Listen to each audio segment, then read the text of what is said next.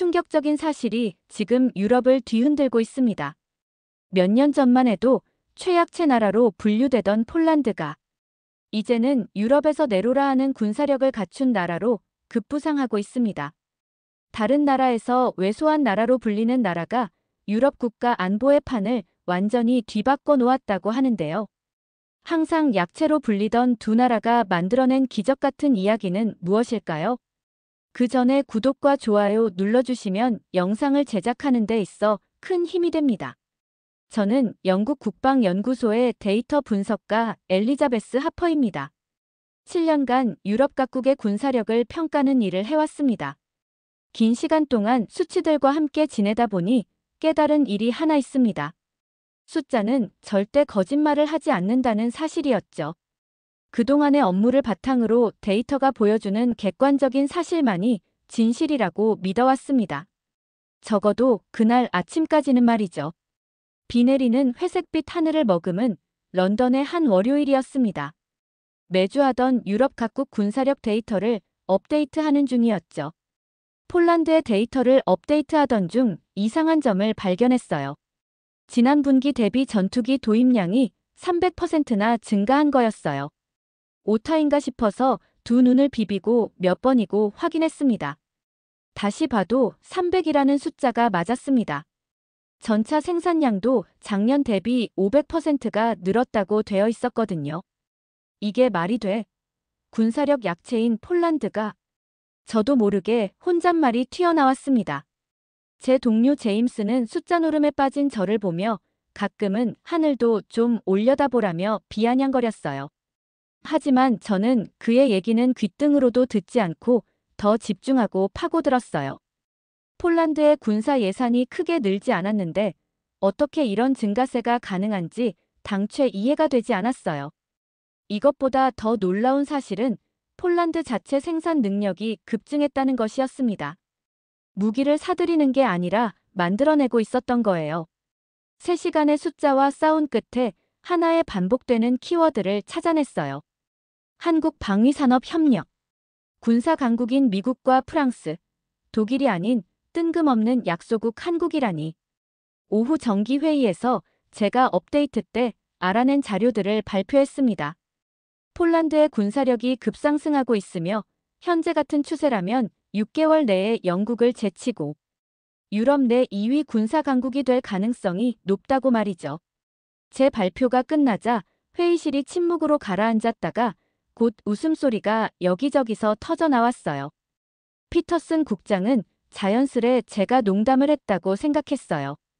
데이터가 그렇게 나왔고 그건 정답이다 말해도 그들은 제 말을 믿지 않았습니다. 그들은 늘 우리의 무기를 사왔는데 어떻게 폴란드가 갑자기 그렇게 성장하나? 국장의 목소리에는 의심이 가득 차 있었습니다. 저는 그날 퇴근길에 핸드폰으로 폴란드 방위산업을 검색해봤어요. 세계 10대 방위산업체 중에 한 곳도 가지고 있지 않는 한국이 어떻게 폴란드의 군사력을 그렇게 강화시켜줄 수 있었을까요? 그렇게 찾다 보니 사진 한 장이 시선을 사로잡았습니다. 바르샤바 외곽의 거대한 공장 단지 사진이었어요. 현수막에는 포란 방위산업 협력의 새 시대라고 쓰여져 있었어요. 그 밑에는 첨단 전차들이 줄지어 서 있었습니다. 저는 이 사진을 보고선 당장 국장에게 폴란드 현장 조사를 가야겠다고 말했습니다. 그는 무엇을 찾기 바라냐고 물었고 저는 진실과 우리가 놓치고 있는 것이 있는 것 같다고 대답했어요. 그렇게 승인이 나서 저는 바르샤바행 비행기에 몸을 실었습니다. 그것은 영국과 제 인생을 바꿀 수 있는 여정의 시초였습니다. 이 여행은 단순한 데이터 검증을 넘어선 그동안의 제 세계관을 뒤집을 여정이었습니다. 바르샤바에 도착한 첫날, 저는 폴란드 국방부 건물 앞에 서 있었습니다. 거리감이 느껴지는 회색빛 각진 건물과 달리 현관에서는 뜻밖의 산뜻한 기운이 감돌았습니다. 입구에 K2PL 프로젝트 성공적 출범이라는 현수막이 걸려 있었어요. K2? 한국의 흑표전차를 말하는 건가 싶었습니다. 폴란드의 마르친 코발스키 대령이 저를 맞이했습니다. 그의 사무실 벽에는 한글로 된 문서들이 여기저기 붙어 있었어요. 저는 처음 보는 눈에 익지 않은 낯선 문자들이었죠. 영국에서 오셨다고요? 요즘 유럽 각국에서 저희 나라를 찾는 분들이 급작스럽게 늘어났네요. 코발스키 대령은 창가로 저를 안내했습니다. 창밖으로는 넓은 훈련장이 보였고 그곳에는 처음 보는 디자인의 검은 전차들이 줄지어 서 있었습니다. 저희 나라의 챌린저 전차가 아닌 한국의 K2 흑표 전차였어요. 한국의 전차를 폴란드에서 만든다고 해서 K2PL이라고 부른다고 했죠. 저는 그 몹부를 보고 당장 훈련장으로 가보고 싶다고 말했습니다. 가까이에서 본 흑표 전차는 더 웅장하고 멋있었습니다. 영국이나 독일 전차와는 다른 날렵한 디자인과 내부의 첨단 기술들이 눈에 띄었어요. 이 전차는 폴란드의 환경에 완전히 완벽해요. 영하 30도에서도 작동하고 국경지대의 진흙탕에서도 멈추지 않고 기동성이 뛰어납니다. 한국 엔지니어들이 폴란드 환경에 맞게 재설계해줬습니다. 그렇게 전차들을 먼저 보고 다음으로 공군기지로 이동했습니다. 활주로에서는 제가 처음 보는 낯선 전투기가 대기 중이더군요. KF-21 전투기. 한국이 자체 개발한 4.5세대 전투기였어요. 폴란드는 이미 한국에서 20대를 도입했다고 했고 라이센스 생산 계약까지 맺었다고 했습니다. 저는 듣는 내용을 빨리빨리 노트에 메모했어요. 제가 생각하는 것보다 훨씬 엄청난 첨단 무기들이었습니다. 하지만 이건 시작에 불과했습니다. 폴란드 방위산업 차관 안드레이 노박과의 인터뷰에서 그가 말했습니다. 저희는 단순히 한국에서 무기를 구매한 게 아닙니다. 한국과 함께 미래를 만들고 있는 거예요. 유럽이나 미국에서는 완제품만 들여왔지만 한국에선 기술을 함께 가져왔습니다. 그들은 우리에게 물고기를 주는 대신 낚시하는 법을 가르쳐주고 있습니다. 저녁에 호텔로 돌아와 자료를 정리했습니다. 그 중에 제일 많이 나온 단어가 하나 있었어요. 한국. 그들은 어떻게 이런 변화를 만들어낸 걸까요? 저는 그 비밀을 찾기 위해서 폴란드 한국 합장 공장으로 향했습니다. 폴란드 남부 카토비체 인근의 공장 단지는 마치 미래에서 온 듯 했어요. 첨단 시설과 바쁘게 움직이는 근로자들. 공장 입구에는 한국과 폴란드 국기가 나란히 걸려 있었습니다. 안내를 맡은 한국현대로템의 박민준 팀장이 저를 맞이했어요. 그는 단순히 공장을 세운 게 아니라 기술, 노하우, 교육 시스템까지 함께 가져왔다고 설명했습니다. 초기에는 200명의 한국 기술자가 왔지만 지금은 50명만 남았어요. 나머지는 폴란드 인력으로 대체되었습니다. 우리 목표는 폴란드가 스스로 생산할 수 있도록 만드는 거니까요. 공장 안으로 들어서자 K2 전차의 생산 라인이 눈앞에 펼쳐졌어요. 폴란드 노동자들이 한국 기술자들과 함께 작업하는 모습이 인상적이었습니다. 이건 영국의 방식과는 완전히 달랐어요. 우리는 항상 핵심 기술을 공유하지 않았죠. 완제품을 판매하고 부품과 유지보수로 이익을 얻는 모델이었습니다. 품질 관리에 대해 묻자 박민준 팀장은 품질 관리 시스템도 함께 전수한다고 설명했어요. 한국에선 군사 장비의 품질은 국가 생존과 직결된 문제라 더 엄격하다고 했습니다. 옆에 있던 폴란드 엔지니어가 말했어요.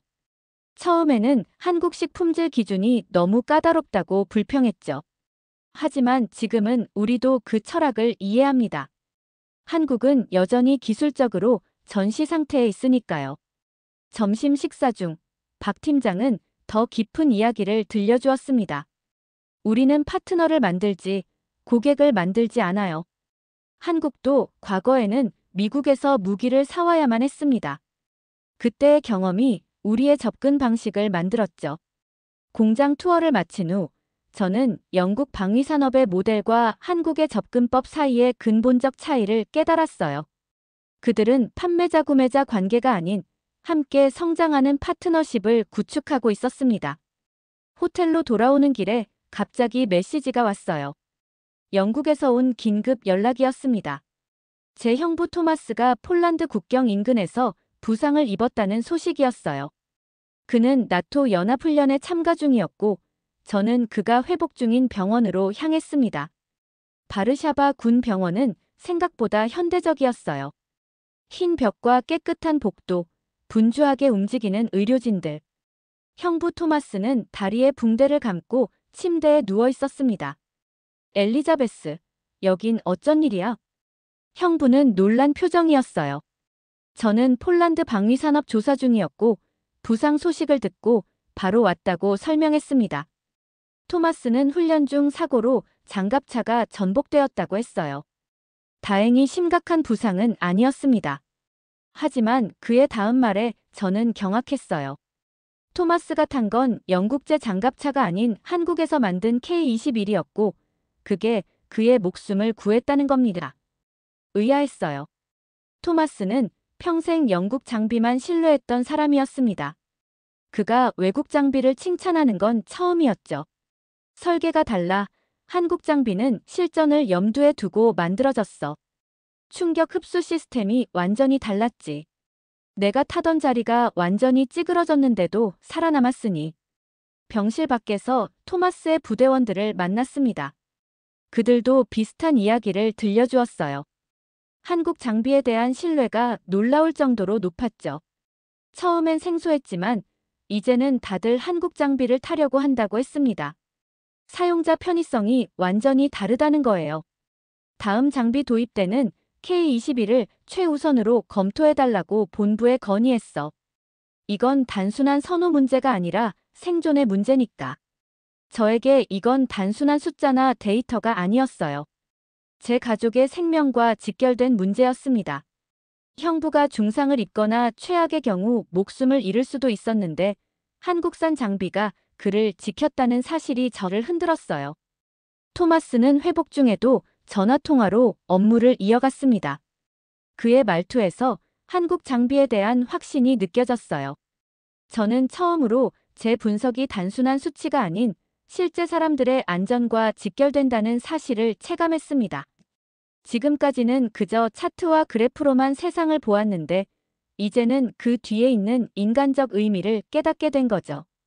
형부의 회복을 기원하며 저는 다음 조사 장소로 향했습니다. 이번엔 현장에서 한국 무기체계의 실전 가치를 더 깊이 알아볼 차례였어요. 병원에서 만난 형부의 부대원 소개로 저는 폴란드 육군의 훈련 기지를 방문할 수 있었어요. 넓은 훈련장에는 다양한 장비들이 즐비했고 폴란드 군인들이 분주하게 움직이고 있었습니다. 대대장 피오트르 노바크 중령이 저를 맞이했어요. 영국에서 온 분석가라고 하니 특별히 투어를 허락해 주셨습니다. 노바크 중령은 저를 K2 전차 훈련용 시뮬레이터로 안내했어요. 실제 전차 내부와 똑같이 생긴 좁은 공간이었습니다. 조종석의 모든 버튼과 레버는 손이 자연스럽게 닿는 위치에 있었고 시야도 탁월했어요. 한국 엔지니어들은 실전 경험에서 나온 피드백을 즉시 설계에 반영합니다. 사용자 중심 설계라고 하죠. 노바크 중령의 설명을 들으며 전차 내부를 살펴봤습니다. 영국이나 미국 장비와는 확실히 다른 느낌이었어요. 모든 것이 실용적이고 효율적이었습니다. 훈련장에서는 K9 자주포의 실사격 훈련이 진행 중이었어요. 40km 이상 떨어진 표적을 정확히 타격하는 모습이 인상적이었습니다. 사격 후 3분 이내에 위치를 바꿔 적의 대포 공격을 피하는 슈팅 앤 스쿠팅 기동도 눈에 띄었어요. 식당에서 휴식 중이던 병사들과 이야기를 나눴습니다. 그들은 한국 장비에 대한 신뢰감을 솔직하게 표현했어요. 종이 위의 스펙이 아니라 전쟁터에서의 신뢰성이 중요합니다. 한국 장비는 실전에서 검증됐어요. 이후 저는 폴란드 한국기술협력센터를 방문했습니다. 그곳에서 한국 기술자 박민준 씨를 만났어요. 그는 한국에서 20년간 방위산업체에서 일했고 이제는 폴란드 엔지니어들을 가르치고 있었습니다. 박민준 씨는 맑은 눈빛으로 저를 바라보며 말했어요. 우리는 실전에서 검증된 것만 만듭니다. 한국은 70년 넘게 북한과 대치 중이에요. 우리에게 국방은 생존입니다. 그의 말에 깊은 울림을 느꼈습니다. 영국에서 국방은 정치적 또는 산업적 문제였지만 한국에서는 실존적 문제였어요. 이런 관점 차이가 무기 체계의 설계와 생산 전반에 영향을 미치고 있었습니다. 이틀간의 현장 조사를 마치고 호텔로 돌아오니 폴란드 방위산업부에서 온 초청장이 도착해 있었어요. 서울에서 열리는 한폴 방위산업 협력 포럼에 영국 측 참관인으로 참석해달라는 내용이었습니다. 이건 기회였어요. 저는 즉시 런던에 연락해 허가를 받았고 다음 목적지로 서울행을 결정했습니다. 인천공항에 도착했을 때 서울의 현대적인 풍경에 놀랐어요. 제가 가진 한국에 대한 이미지는 구식이었나 봅니다. 고층 빌딩들과 첨단 인프라가 눈에 띄었죠. 한국 국방부 직원 김지원 씨가 공항에서 저를 맞이했어요. 처음 방문하셨나요? 영국에서 오신 분들은 많지 않아요. 한폴 방위산업협력 포럼이 열리는 서울 용산의 국방부 컨벤션 센터로 이동했습니다. 대형 로비에는 한국과 폴란드 양국의 방위산업 전시관이 차려져 있었어요. 폴란드관에서는 처음 보는 장비들이 전시되어 있었습니다. 한국의 기술이 이미 폴란드화되어 돌아온 것이었죠. 포럼 세션에서 한국국방과학연구소 김태영 박사의 발표를 들었어요. 한국의 방위산업은 생존의 철학에서 출발했습니다. 우리는 늘 북한이라는 실질적 위협에 직면해 있었고 어떤 상황에서도 국민을 지키는 것이 최우선이었죠. 발표 후 김태영 박사와 개인적으로 대화할 기회가 있었습니다. 그는 영국의 방위산업 접근법을 알고 있었어요. 영국은 식민지 시대부터 방위산업의 선두주자였지만 평화로운 환경에서 너무 오래 있었습니다. 위기의식이 없으면 혁신은 둔화돼요. 서울 체류 기간 동안 저는 다양한 방위산업체를 방문했어요. 현대로템, 한화디펜스, LI지넥스원 등 세계적으로 잘 알려지지 않았지만 첨단 기술을 보유한 기업들이었습니다. 그들의 연구개발 시설은 영국의 BAE 시스템즈나 미국의 로키드 마틴과 비교해도 손색이 없었어요. 한국 국방부 전략기획관 이민호 장군과의 저녁 식사가 특히 기억에 남습니다. 우리는 기술과 노하우를 공유하는 것을 두려워하지 않습니다. 그것이 우리의 안보를 강화한다면 말이죠. 폴란드는 이제 우리의 중요한 파트너예요. 서울에서의 일주일은 제 관점을 완전히 바꿔놓았습니다. 숫자와 데이터를 넘어 국방이라는 것의 진정한 의미를 깨달았어요. 그것은 단순한 산업이 아니라 국가의 생존과 직결된 철학이었습니다. 런던으로 돌아가기 전 저는 마지막으로 바르샤바에 들러 변화된 폴란드를 한 번 더 보고 싶었어요. 바르샤바에 돌아왔을 때 6개월 전과는 확연히 다른 모습을 발견했습니다. 첫 방문 때 봤던 K2PL 전차 공장 주변에 새로운 시설들이 들어서 있었어요. 방위산업 클러스터가 형성된 것이었죠. 마르친 코발스키 대령이 다시 안내를 맡았습니다. 그는 제가 서울에 다녀왔다는 소식을 들었다며 반갑게 맞아주었어요. 이제 알겠죠? 우리가 왜 한국과 협력하기로 결정했는지. 저는 고개를 끄덕였습니다. 이제는 이해가 됐어요. 폴란드 군사력의 급성장은 단순한 무기 구매가 아닌 기술과 철학의 전수에서 비롯된 것이었습니다. 새로 지어진 교육센터에서는 폴란드 기술자들이 한국식 품질 관리와 생산 시스템을 배우고 있었어요. 놀라운 건 교관들 중 상당수가 폴란드인이라는 점이었습니다. 이미 한국의 노하우를 완전히 흡수한 것이었죠. 6개월 만에 이렇게 많이 변했네요. 제가 놀라움을 표현하자 코발스키 대령이 웃으며 대답했어요. 한국에서 배운 가장 중요한 것은 속도입니다. 그들은 전쟁의 그림자 속에서 살아가기에 시간의 가치를 알아요. 하루가 다르게 발전하고 있죠. 국경 지역의 군사기지를 방문했을 때 더 큰 변화를 목격했습니다. 새로운 레이더 시스템, 방공 미사일, 통신 장비 등이 배치되어 있었어요. 한국에서 도입한 기술이지만 이미 폴란드 엔지니어들의 손을 거쳐 개선된 버전들이었습니다. 현지 장군님과의 대화에서 가장 인상적인 말을 들었어요. 우리는 이제 무기를 사는 나라가 아니라 만드는 나라입니다. 더 나아가 이웃 발트 국가들과 방위산업 협력을 시작했죠. 한국에서 배운 모델을 우리도 실천하고 있습니다. 폴란드의 변화는 단순한 군사력 증강을 넘어 산업 생태계 전체의 변화였어요. 방위산업 주변으로 정밀기계, 전자, 소프트웨어 기업들이 성장하고 있었습니다. 이는 경제적 효과도 창출하고 있었죠. 한국과 폴란드의 협력 모델이 유럽의 새로운 표준이 될 수도 있겠다는 생각이 들었어요. 저는 런던으로 돌아가 최종 보고서를 준비해야 했습니다. 이제는 단순한 데이터가 아닌 현장에서 직접 보고 느낀 변화를 전달할 차례였죠. 런던 국방부 대회의실은 제 발표를 듣기 위해 모인 사람들로 가득 찼어요. 6개월 전 제가 폴란드의 군사력 상승을 지적했을 때와는 분위기가 완전히 달랐습니다. 피터슨 국장이 저를 소개했어요. 처음으로 그의 목소리에 존중이 담겨 있었죠. 하퍼 분석관의 예측이 정확했습니다. 폴란드는 실제로 유럽 내 2위 군사 강국으로 부상했어요. 저는 현장에서 본 한국과 폴란드의 협력 모델이 어떻게 서구 방위산업 패러다임에 도전하고 있는지 설명했습니다. 우리가 판매자 구매자 관계를 고집할 때 한국은 기술과 노하우를 전수하며 진정한 파트너를 만들었습니다. 그들의 K2 전차와 KF-21 전투기는 단순한 무기가 아니에요. 생존을 위한 철학이 구현된 결정체죠. 한국은 불과 50년 전 세계에서 가장 가난한 나라였지만 이제는 세계 최고의 방위산업 기술을 보유하고 있습니다. 영국 방위산업협회장이 질문했어요. 그렇다면 우리는 한국에 뒤처지고 있다는 말씀이신가요? 네, 특정 분야에서는 분명히 그렇습니다. 한국은 우리보다 적은 예산으로 더 효율적이고 실전적인 무기 체계를 개발했어요. 우리가 수십 년간 쌓아온 우월감은 이제 현실에 부딪혀 무너지고 있습니다. 발표 후 많은 사람들이 추가 질문을 쏟아냈어요. 영국 방위산업체 대표들은 충격과 함께 새로운 가능성을 보았습니다. 최고 위층에서 한국과의 협력을 적극 모색하자는 논의가 시작되었어요. 피터슨 국장이 다가와 말했습니다.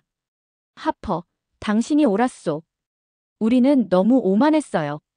이제 당신은 한국협력 태스크포스의 책임자입니다. 사무실로 돌아오니 형부 토마스의 카드가 놓여 있었어요.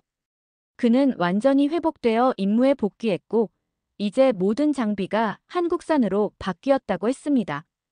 한국 기술이 내 목숨을 구했다는 문장이 가슴에 와닿았어요. 창밖을 바라보며 생각했습니다. 한반도라는 작은 땅에서 시작된 혁신과 실용의 정신이 이제 유럽 전역으로 퍼지고 있었어요. 새로운 세계 질서의 시작이었죠. 영국을 포함한 서구 국가들은 이제 수백 년간 지켜온 자존심을 내려놓고 배우는 자세로 한국을 바라봐야 할 때였습니다. 영국의 새로운 미래는 한국과 함께 시작될 것이에요. 한국의 기술력으로 새로운 세상을 열게 된 폴란드를 보고 깨달은 하퍼의 이야기는 여기까지입니다. 우리나라의 국방력이 대단하다고 느낀 경험이 있으시면 댓글로 공유해주세요. 오늘은 사연은 어떠셨나요? 오늘의 사연이 마음에 드셨다면 좋아요 한번 부탁드립니다. 여러분의 좋아요와 구독은 영상을 만드는데 큰 힘이 됩니다. 긴 영상 시청해주셔서 감사합니다. 오늘도 행복이 넘치는 하루 되세요.